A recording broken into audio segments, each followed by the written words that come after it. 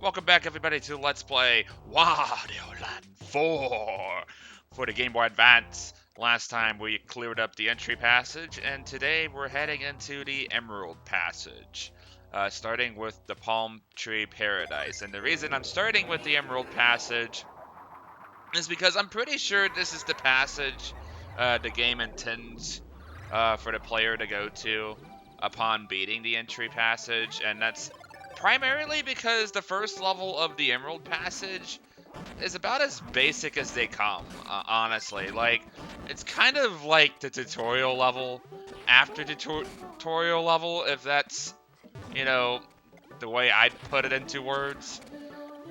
So really, generally speaking, this isn't a Kirby-esque level in the sense that it's showing you on-screen tutorials, like the Hall of Hieroglyphs did. Instead, this level's mostly getting you acclimated to the basics. The level is very linear, basic, and small. And it's going to give you a better feel of what to expect for future levels in the future. Wow, I used future twice in the same sentence. Bleh. That was awful. So, one thing I was doing to get extra coins in the Hall of Hieroglyphs was abusing a weird trait that the Spear Masks and these dudes have by ground pounding the ground. Basically, what that entails is that for some strange reason, it actually changes their color and behavior, and depending on what color they actually give you more coins. But you have to be very careful with this trade-off because this does give them additional attack patterns, and that is something you need to steer clear of. On top of that, our heart meter here also has a little bar underneath it, and the blue thing here is something that fills up over time with these weird little red circles that you get upon defeating an enemy. Most enemies, anyway. And if you collect 8 of these, you get an extra heart. That's all well and good, I suppose. But the real reason you want to do this is because if you have all full heart containers on top of a full blue meter, then instead of the red circles, you actually get silver coins, and those are worth 100 coins alone. And this is actually pivotal in getting the high score for a few levels, and that's primarily because for whatever reason, the levels don't have their own preset high score like some other games do. It's always going to be 10,000 coins per level. And this kind of creates an unusual imbalance where some levels are easier to get high scores than others.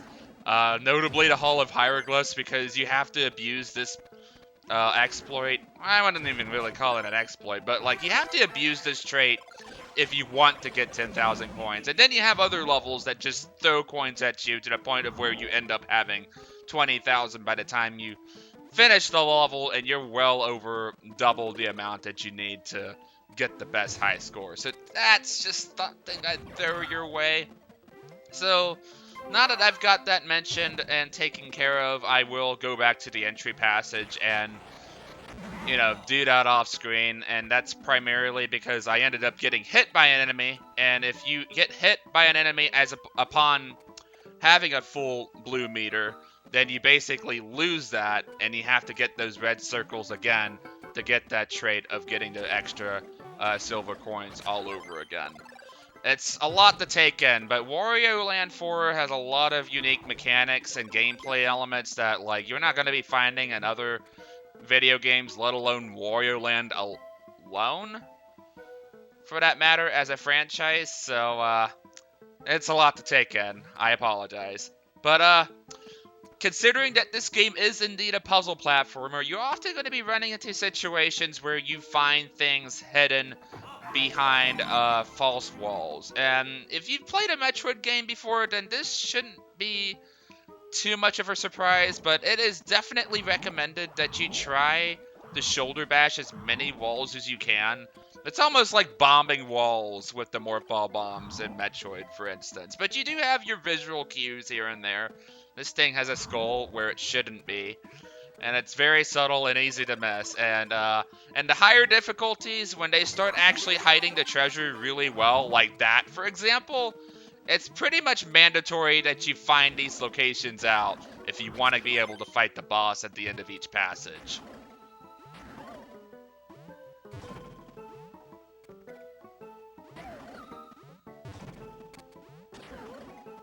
Come here, buddy. There we go. I want that. Thank you very much. So I'm just going to go ahead and grab Keezer here, and we're almost at the end of the level. So if you notice me hitting the blocks in a certain way, that's because I don't want the coins to fall off screen, and that is something that is very liable to happen, and it's very stupid and annoying when it does happen. Yeesh.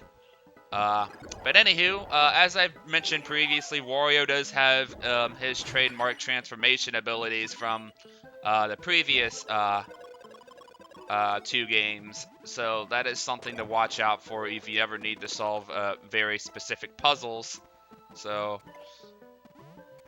I'm actually gonna come over here and grab this heart chest, and this is a good chest to grab if you want to quickly fill up your heart meter and start getting the silver coins, in case you're like, you know, money hungry like good old Wario is right here. And yeah, I'm going to be doing this with the Spear Mask a lot, so I hope you get used to that over the course of the playthrough, because it's just something that I do out of habit and necessitation. So, on top of the usual treasure that you find in each level, you also have these little bonus rooms where they're completely optional, but upon beating them, you either get a diamond that's worth 1,000 coins, or a heart chest out of the whole ordeal. And they're completely optional. It's not like you have to do them, but if you're going for the high score for each level like I am, then I would definitely make it a priority to find these rooms and take advantage of the secrets hidden within. Like an honest-to-God treasure hunter would. Get out of my way, good sir. But yeah, if you play through the levels without grabbing the treasure or anything like that, these levels are actually a lot smaller than you would think. And yeah, it kind of makes it to where, like, if you do end up missing treasure, then you only have to scour certain individual pieces of the level. And it makes backtracking through them way less annoying than you'd think. And I love that about Wario Land 4. Like, the levels are just, like, the right size, I think. Because it's more about the exploration than getting to the end of the level, for that matter. And like, if you happen to run into that issue, then backtracking should never really be all that much of an issue. And it's not just this level, even though it is the smallest level in the game. And this kind of applies for the game as a whole. And alright. Getting the high score, let's go.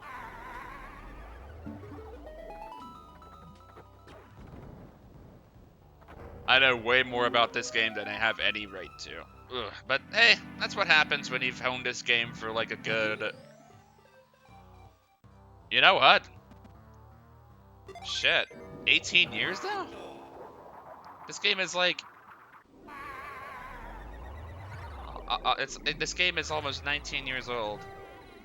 It's funny how time flies. It doesn't look like an old game to me when I look through it through my lens. But, like, to anybody else, this would look like an ancient relic, and it's just weird to think of it through that perspective, you know?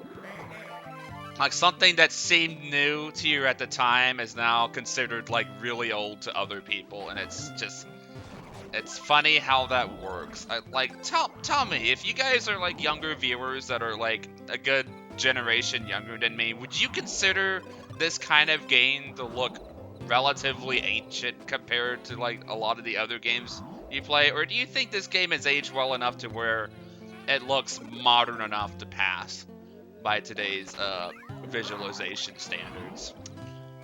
So anywho, this is Wildflower Fields. Sorry for getting off topic. But anywho, this level is a lot more spacious than a lot of other levels are. This level has a lot of big open rooms. And the reason for that is because there are bees everywhere. And if you get hit by their pointy little stingers, and you turn into a puffy balloon that gives you the ability to float vertically. Pardon my French. However, this comes as a double-edged sword. On one hand, you don't want to do it too much because in some other rooms, you actually run into the mispleasure of having to deal with spikes on the ceiling. So it's almost kind of like going back to like how Wario Land 3 and 4 or Wario Lands 3 and 2 operated, where like it was possible to take damage without taking damage, and by that I mean wasting the player's time. Despite this game having a proper health meter. But yeah, that can get kind of confusing, I won't lie. Like, I didn't play Wario Lands 2 and 3 before playing 4. I've only played, you know, Wario Land 1 before playing 4. And the idea of Wario being an invulnerable tank never really occurred to me at the time of me playing this game. But I can very much imagine that, like, the inconsistency that it brings with, you know, some sharp objects either hurting Wario or making him puffy can be really confusing. And I don't doubt that in any capacity. But, like, I feel like this is something that would be better beneficial from, like, you know, an outsider's source of people who have played the other Wario Land games before, you know, tackling this one. And of course, I played Wario Lands. Not even Wario Land, but I played Wario World before even touching 3 and 2 as well. I didn't really grow up with, you know, the middle 2 games as extensively as you think I might have. But, it's interesting to approach that opinion because, like, I was watching Scawo's videos. Scawo. How do you pronounce that? But he's a guy who does long plays, uncommentated playthroughs.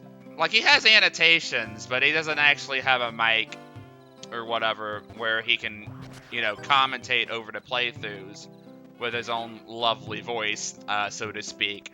And he has really funny commentary with those annotations. And, like, one of the points he did bring up was the fact that, like, the inconsistency between what hurts Wario and what doesn't can definitely be a big ordeal. And that's why I, like, this is where the nostalgia really hurts me with his playthrough, you know? So I don't know how to judge the game on those proper merits, because it's just, playing a game like this is second nature to me at this point. I must have beaten this game countless times as a kid, and it's amazing how much I can still remember nearly 19 years later after first playing the game. So yeah, that's an interesting tidbit to keep into consideration, I suppose. Anywho, I'm gonna come down to this room here. And the reason I want to do something like that is because I believe there should be a hidden treasure chest up here.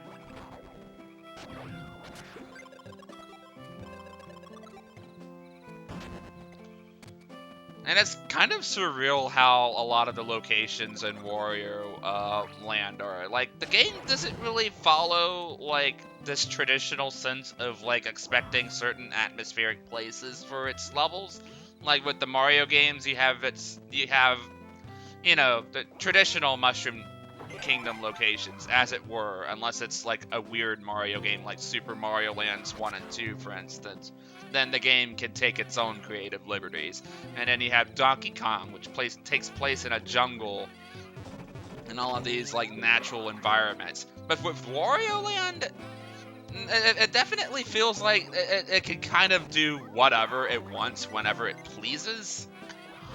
It's really hard to describe, like, what kind of general tone the game's trying to go for in its selection of levels. Like, you have levels like this that are weirdly, like, calm and relaxing, you know, minus the Bee Onslaught, of course. And then you have, like, the industrial levels that you're going to be going into within the next passage or so. And it definitely creates this extremely versatile, weird selection of levels that you wouldn't normally see in most other platformers. Like, even if you play something like Mega Man, for example, and you have like all of the diverse robot masters and what have you.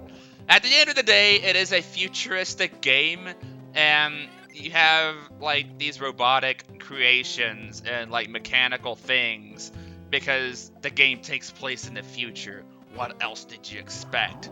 But with Wario Land 4, it really definitely feels like they went to town with this game. And that isn't to say they completely diverge away from like having set environmental pieces for each area. Like each of the passageways that we're going to be going into follows its own distinctive theme. So, like with the Emerald Passage, for example, you have nature-themed levels, and then with the Ruby Passage, you have industrial-themed levels, and so forth. And they're a lot less streamlined than you think. This isn't taking the basic forest, water, wind, and fire approach. There's a lot of strange, distinct themes that this game decides to take on, and I kind of wish more games of its caliber would do something like this instead of going with the traditional, oh, well, I guess this level's going to be based around the forest or earth. I guess it's going to be based around the sky and wind. I guess it's going to be based around fire.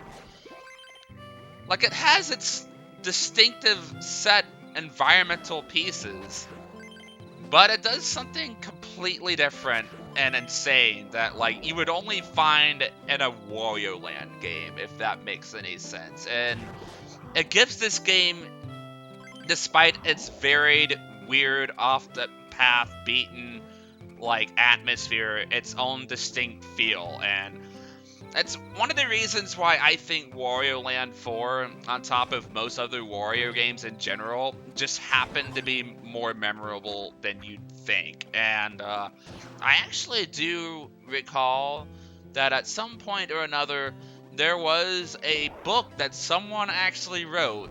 Because, like, as I've mentioned previously, Wario Land 4 is an extremely underrated game, but most people who have played it can definitely say it's a masterpiece, without question, unless they've played, like, the previous Wario Land games or something, I don't know.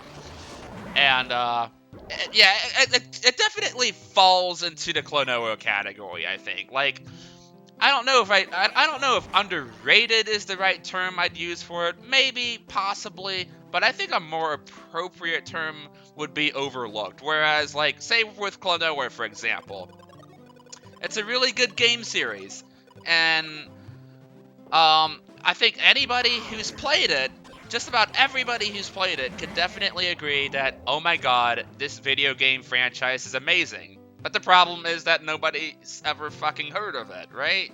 And I think Wario Land 4, for that instance, definitely falls into that category, because it's like, oh, well, it's a really great game, and if I played this growing up, then this game definitely impacted me in a significant way that most other games haven't.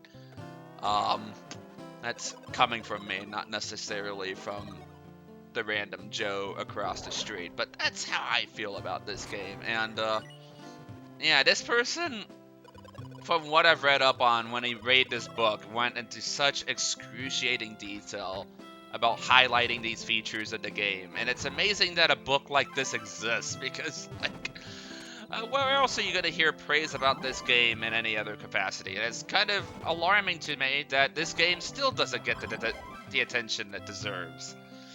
I think this game definitely needs a bit more perspective, I would think. I don't know if that's the appropriate term, but I definitely think this game definitely needs some kind of revitalization where people go back through the games and then realize something was underrated at all this time. Like, obviously, say, again, Klonoa, for example, like, it didn't really pick up a whole lot of steam back in the day. But obviously right now, just about anybody who's played it loves this series to death, and I'm pretty sure more people have played it now than they ever did back in the day. And I think Wario Land 4 definitely needs that treatment somewhere down the road. But anywho, this game's level in particular has a lot of hidden secrets where you can earn a lot of gold really fast. This right here, for example, if you toss the caterpillars at this sunflower, it actually gives you free golden coins out of each and every hit you give it, and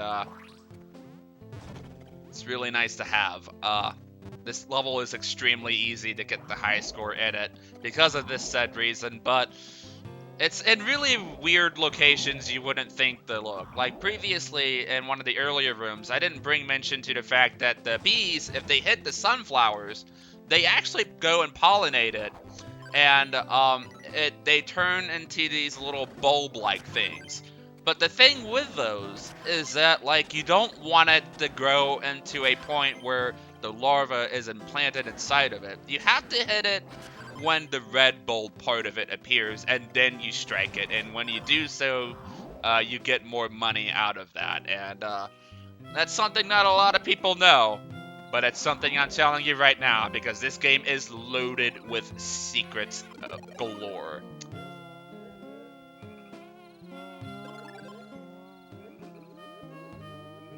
Just gonna come down over to this room and grab this treasure chest for good measure. Wildflower Fields is definitely one of the most secret, extensive levels, I think. And it has a lot of easily missable things if you don't know where to look. I know, like, I probably didn't get around to finding most of its secrets until, like, my 4th or 5th playthrough, because I've played through this game that many times. The game isn't that long, after all, so, like, it's pretty easy to, like, come across these things at some point or another. Back when I only had, you know, a certain number of games, so instead of like going through my library, I would just replay these games over and over again. And of course, nowadays that's kind of the opposite, because now I own too many games, and I probably haven't even touched like 35% of them, and I certainly need to get around to finishing a lot of them. I know I have a Metal Gear Solid Legacy Collection sitting on my shelf right now that I haven't even touched, because I haven't really played a Metal Gear Solid game outside of, you know, some bits and pieces of Twin Snakes, and that's just the kind of guy I am, unfortunately. It's the struggles of being an adult, I suppose. Like, yeah, you have more money to go and spend, but you have less time to utilize it. That's why you gotta really appreciate the games you get when you're a kid, because you have way more time on your hands to actually, you know, be able to make use out of that playtime. And that's why we, as humans, develop such deep nostalgic connections with these games that we play. Because these games, because of the amount of times we played through them over and over again, we develop nostalgia and thus second nature. And it can definitely cloud our judgment in some areas.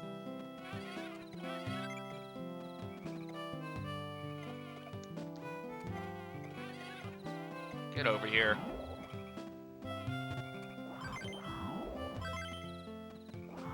So, I'm gonna take this dude right here. He's gonna give me an apple. An apple for an eye. I'm not funny.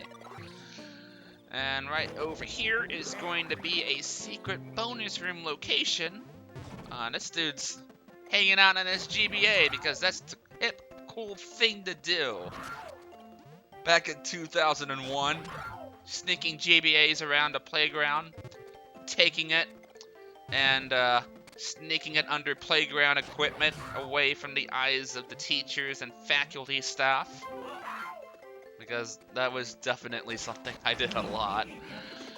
Oh man, this game is giving me such a nostalgia rush. Oh my god. This might be less of a critical, like, analysis of the game and more of me just gushing over my memories of the game, as opposed to most of my playthroughs. Could end up being another Zelda 1 playthrough all over again, for all I know. But, we will see about that. Man, these times aren't so forgiving, even in hard mode. Ugh. Can you imagine if I did it in super hard mode? What? Man, I just won all of these coins today.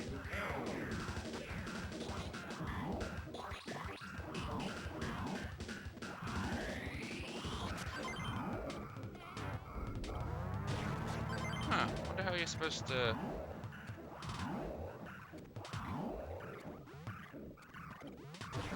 Okay. I think I might have time to do this. Let's see. Come here, you. Come here, you.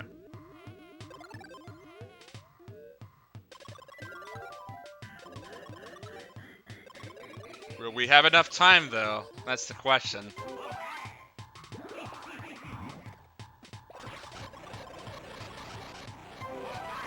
Oh my god.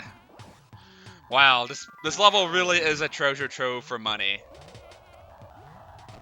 And with just enough time to spare, too. Holy shit. 22,000 coins! With only 14 seconds to spare. Can you imagine if I played this on super hard mode?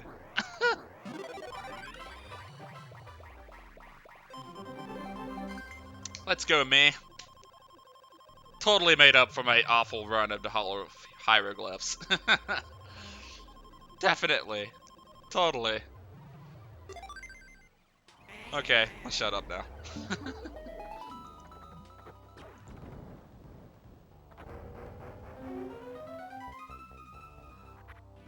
And with that, 2 more diamonds left to go. And with that being said, I think that'll wrap it up for part 2. Stay tuned for part 3 of Wario Land 4, where we take on the next 2 levels. So, see you guys then.